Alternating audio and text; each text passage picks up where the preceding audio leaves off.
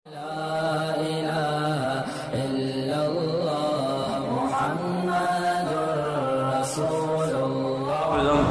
میرے دوست میں بتا رہا تھا کہ وہ ماشاءاللہ رمضان میں روزانہ عمرہ کرتا تھا، روزانہ۔ احرام رمضان میں اس نے کھولا ہی نہیں، سر پہ اس طرح پھروایا تو وہی چادر سر پہ ڈال دی اور نماز پڑھی آرام سے، اور پھر اس کے بعد پھر چل پڑے۔ کبھی وہ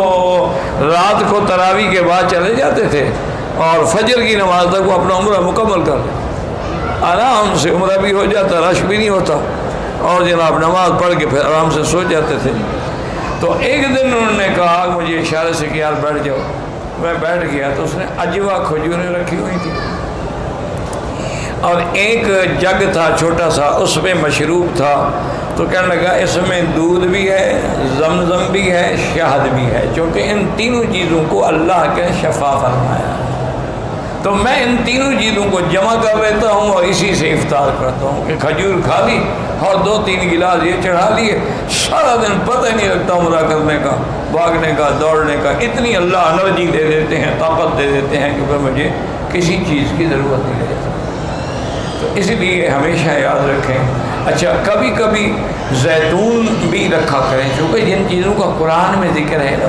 ان کا خیال کیا کرو۔ قرآن میں والتین والزیتون وطور سینین وہذا البلد الامین،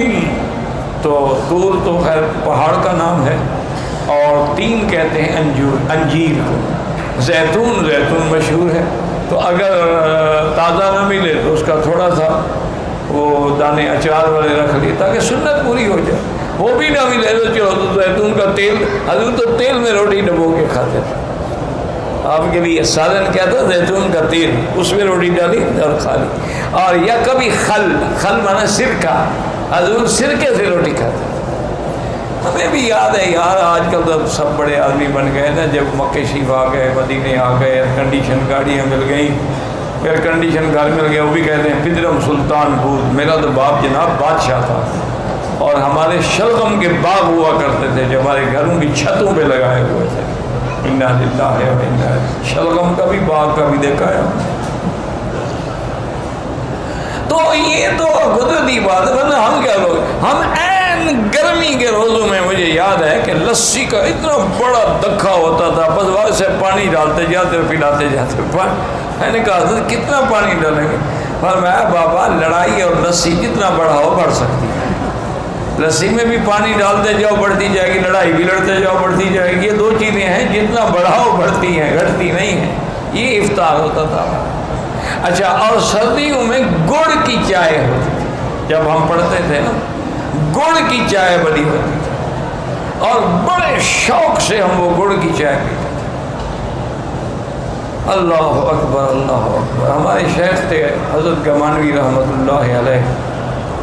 اللہ ان لوگوں کی، میرے تمام مشائخ کی، اساتذہ کی، محبین کی، مخلصین کی، معاونین کی جو فوت ہو گئے، اللہ ان کی قبروں کو باغ جنت بنائے،